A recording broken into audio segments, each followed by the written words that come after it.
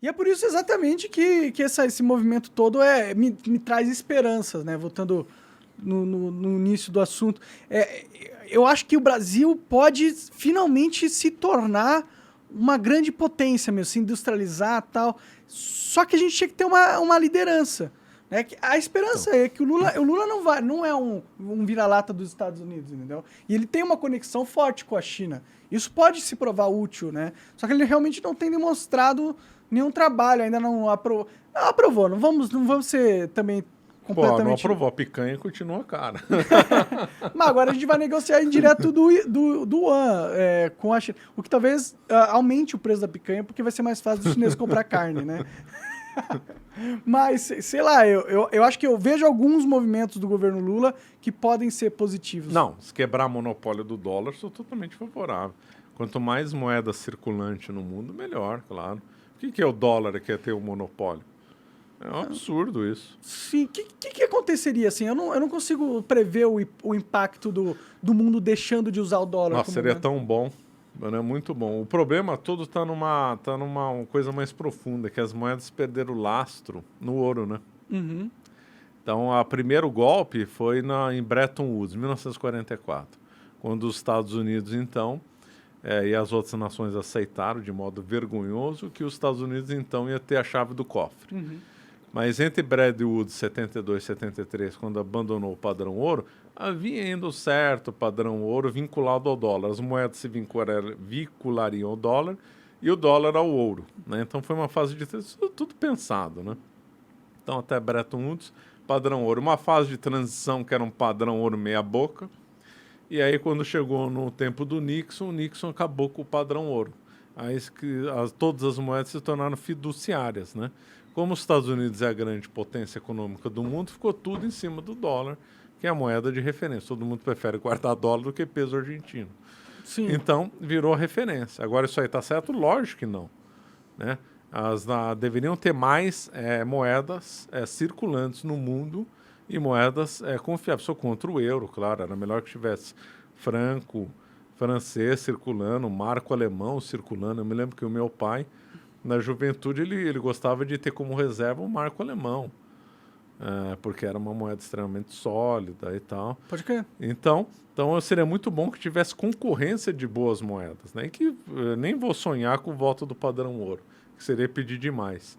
Mas se tiver o yuan real circulando bem e outras, vai o criptomoeda, nada contra, claro, tem mais que ter criptomoeda circulando. Esse negócio do acordo de Bretton Woods deu um poder para os Estados Unidos de controlar a finança global assim, gigantesco, né? Gigantesco. Foi assim que ele estrangulou muitas economias emergentes, dificultando o acesso do dólar lá e impedindo o financiamento dessas nações, né? Eles usaram isso para controlar o mundo. E se eles perderem isso, provavelmente eles não conseguiriam fazer mais sanções, por exemplo. O que eles usaram na Rússia, de banir eles do SWIFT e tudo mais. Se eles o não... SWIFT é um absurdo. Uma coisa completamente absurda. O SWIFT, se não me engano, é centralizado na Suíça, em Basileia, né? E aí é um absurdo. Eles travam a economia de qualquer país do mundo. Eles é uma apertam coisa o botão e acabam assustadora. Não, e todos os bancos dependem de Basileia, porque Basileia baixa lá as determinações. Tem outro nome. As normativas de Basileia, não lembro mais o nome técnico. Mas são leis que Basileia põe, decretos, que voltados para os bancos do mundo inteiro. Se um banco não aceitar, ele é excluído. Do SWIFT. Excluído do SWIFT. Ele quebra da noite pro dia. Vamos supor, o Itaú. Basileia pôs lá um regulamento. Ele não aceita? Azar do Itaú. Caralho, é um domínio muito forte sobre os bancos, completo. sobre o sistema bancário, né? O Banco Central dos bancos centrais fica na Suíça. Eu esqueci o nome, chama BID. BID. Quem é o maior acionista do BID? O Fed. Uhum, entendi. Entendeu? Então é centralizado na Suíça, que baixa lá todas as disposições que mandam no mundo inteiro. Quem não aceita é excluído do sistema financeiro. E o maior acionista no Fed, que é um banco privado, né? Ele não é público. Sim, é como as sociedades secretas controlam o mundo, né? E isso aí foi confessado pelo Woodrow Wilson, né? Os Estados Unidos no século XIX teve uma grande discussão se os Estados Unidos devia ter banco central ou não. E venceu os adeptos que não deveria ter. Então, os Estados Unidos não teve banco central até o começo do século XX. Os Estados Unidos tinham centenas de bancos. Tinha bancos que emitiam a sua própria moeda em concorrência com o dólar. Né?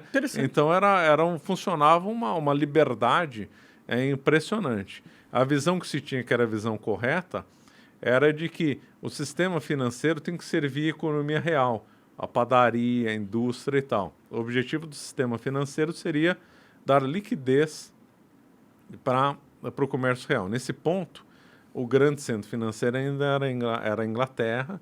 A Inglaterra já estava com uma mentalidade, leia-se, os banqueiros da Inglaterra estavam com uma mentalidade diferente dessa, já controlavam guerras, Entendi. né? Então, os Rothschild financiaram o Napoleão ao mesmo tempo que financiaram a Inglaterra. Mas essa mentalidade ainda não tinha chegado nos Estados Unidos. Inclusive, o Morgan era um agente O Morgan é um dos maiores empresários da JP história Morgan? americana, exatamente. Ele era um emissário dos Rothschild, né? A coisa virou mesmo com o Woodrow Wilson. O Woodrow Wilson deu um verdadeiro golpe ao criar o Banco Central, né, que é o Fed, centralizar as operações, e ele confessou, a partir de agora, meia dúzia de pessoas trancadas numa sala comandam a economia dos Estados Unidos. Ele falou isso. Isso foi quando? Que data Foi mesmo? em 1900 e foi no tempo da Primeira Guerra Mundial, 1913, 12. Primeira Guerra é 14, né? O Woodrow Wilson é o presidente americano durante a Primeira Guerra. Então é nessa época. Então esse acho que sistema durou 1913. 120 anos. Com 120, o Fed foi criado, só que faltava um outro golpe no sistema financeiro descentralizado americano, que veio com a crise de 29. Aí eu sou adepto que essas bolhas são criadas de propósito. Por quê? Porque o mecanismo de bolha é conhecido desde o século XVII, quando teve a bolha da tulipa. Lá em Holanda. Lá na Holanda. Se você conhece o mecanismo e você está vendo o que está acontecendo de novo, é o que você está deixando, né? Então sempre tem uma bolha atrás de outra. Aí teve 29. 29 levou aqui para o Brasil uma crise também, que aliás ajudou a queda do Washington Luiz e a ascensão do Getúlio Vargas. Mas onde eu quero chegar? E aí o Roosevelt, né, fez o New Deal, que é uma concentração de poder na mão dos burocratas, né?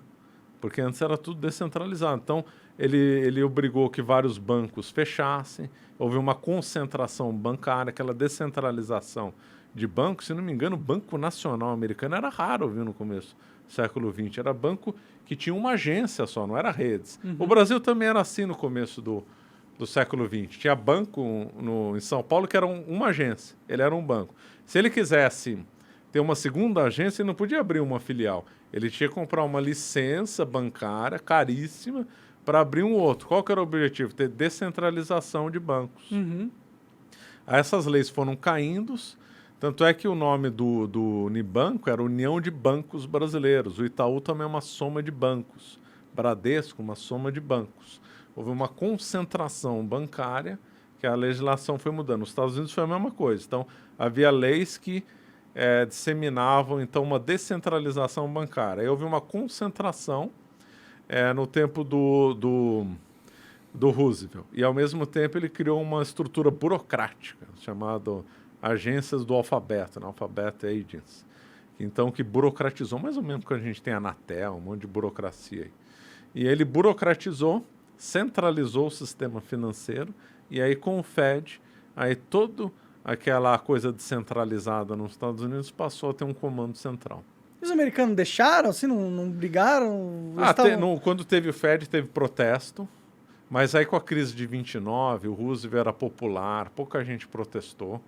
Tem um livro muito bom comentando sobre, eu não lembro mais o nome, tem na Amazon, acho que chama The Jew Deal, faz uma alusão com de New com Jew, né? De joia? Não, de judeus. Entendi. Entra nesse tópico que eu já nem comento mais. E ali ele faz, então, esse livro, acho que ele chama isso, né? The Jew Deal, não se lembra mais. Então ele critica, então, o New Deal, né? Falando que foi um horror. Mas o New Deal era extremamente popular, até hoje é tido como popular. Eu acompanho um pouco da mídia americana e eles falam, não, a gente precisava de um novo New Deal toda hora lá. Que foi quando o Estado investiu pesado em infraestrutura, né? O que, sinceramente, eu acho que é necessário que se invista em infraestrutura. Não. Eu só não gosto dessa coisa de centralizar o poder financeiro. O problema não foi estimular construção de represa, rodovia. O problema foi a concentração de poder do sistema financeiro e burocratização. Até hoje tem uma lei absurda nos Estados Unidos que o governo pode requisitar o ouro da população a qualquer hora. confiscar. Pode. Foi achado no tempo do Roosevelt. É um perigo o americano ter ouro. O brasileiro está mais seguro com ouro em casa do que o americano com ouro. Teoricamente, essa lei não caiu. Caralho, que caiu. interessante isso aí, cara. Ou se caiu faz 2, 3 anos, porque é uma lei histórica lá deles. Porque o Roosevelt requisitou ouro da população. Tem cenas lá do povo entregando ouro, trocando por nota e tal. E tem a lei dizendo que o Estado pode obrigar a população a entregar o ouro em favor de certificados e títulos e tal. Parece bem uma antítese do que era o sentimento americano de liberdade, né? Essa coisa de entregar ouro. Não tem a ver com a cultura deles. Eles foram subvertidos, né? Foram, por causa de uma crise muito séria, né? E combinou a crise com uma seca violenta nos anos 30, né? Que teve uma quebra da safra violenta lá. Então, os anos 30 tem uma memória muito amarga para os americanos, né? Muita gente do sul teve que migrar para o norte em busca de trabalho, né? E aí então uma pessoa muito sofrido. E o Roosevelt parecia ser aquela pessoa que corrigiu esses problemas. Então ele ficou muito popular, né? Até hoje entre os americanos ele é muito popular. Então acabou conseguindo passar tudo isso, né? Pode crer. E será que isso aí vai acabar agora, mano? Será que esse jogo todo político que os caras fizeram e que comprou poder pra eles durante uma centena de anos... Mas aí tem que cair o BID, né? Tem que cair o BID, tem que cair Basileia. Mas é que, tipo, se tiver um outro sistema... Sim, vai ter que criar um sistema paralelo. Se o Swift falar, ó, se você não concordar comigo nisso, eu vou te excluir do Swift. Aí o banco falar, foda-se, tem o outro coisa aqui que tem acesso a todos YouTube os países. e o Rumble, mesma coisa. Se for excluído de um, vai pro outro. Exato, o problema é transformar o Rumble em algo tão grande quanto o YouTube, né? Esse que é o problema. Teria que ter um consórcio de várias nações que é o BRICS. Que criem... A Rússia e a China estavam em discussão nesse negócio de criar um novo sistema, né? Regulatório, um SWIFT paralelo, para ficar independente da ditadura do BID e de Basileia, né? Eles argumentam muito que essa instrumentalização do dólar como moeda, como arma de guerra, foi algo que acelerou bastante esse processo, né? Quando eles começaram a ameaçar sanção para todo mundo. Sim, é um instrumento de financiamento, de quebrar o país, secando, né, os financiamentos. O FMI também funciona nessa linha. Quem concorda recebe empréstimo do FMI, quem não concorda não recebe, leva a economia para o buraco, né? Então eles têm a faca e o queijo na mão para quebrar qualquer país do mundo. Pode crer, Porque eles têm esse sistema financeiro. O legal mesmo seria o Brasil desenvolver o nosso próprio sistema financeiro, né? Mas é difícil, né? Porque você teria que... Como a nossa moeda é fiduciária, ninguém vai dar credibilidade. A não ser que ela tivesse lastro em dólar, lastro em ouro. Uhum. Aí o mundo confiaria nela. Por que todo mundo confiava na Libra? Porque ela tinha lastro em dólar, lastro em ouro. Aqui no Brasil colônia, no comecinho, século XVI, a moeda que mais circulava no Brasil não era a moeda portuguesa. Era o ducado veneziano. O ducado veneziano, ele era estritamente vinculado ao ouro, né? Se não me engano, quanto que era, não lembro mais. Eles tinham a proporção. Tanto é que você sabe o quanto custava o pau-brasil aqui no Brasil, carregamento de cana-de-açúcar, com dados exatos hoje, porque eles tinham o cálculo em ducado. E o ducado tinha uma referência imediata com ouro. Uhum. Então, ele era a moeda mais confiável do mundo naquela época. A moeda de Florença, que eu esqueci, florentiano, de Florença também foi bem séria. Por quê? Porque era vinculado ao ouro. Agora, em moeda fiduciária, é muito difícil você criar uma independência. Porque ninguém vai conseguir... Vincula em ouro, então. Foda-se. Porque aí o problema é o governo. Que aí o governo não vai querer vincular em ouro. Porque você não vai poder emitir moeda. Porque só pode emitir moeda se você aumenta a reserva em ouro. Pode crer. Mas, pô, o Brasil deve ter ouro pra caralho debaixo da terra. Eu sou favorável a vincular ouro, mas você não vai ter um visionário, um estadista para liderar um movimento de vincular ouro. Nem o Estado, que eu saiba... O que é triste, porque a gente está no momento, ter o ouro. A gente está no momento. Abriu a janela de oportunidade no mundo, onde o colapso do dólar parece possível. Isso é uma corrida que se abre. Seria o ideal voltar ao padrão ouro. que foi referência desde que o mundo é mundo, né? E seria o padrão confiável e todo mundo confia. Vamos supor, o Brasil, apareceu um estadista e ele criou o padrão ouro. Aí seria uma moeda de referência do mundo. Ele saberia que quem teria o real teria conversão em ouro, como foi o ducado veneziano.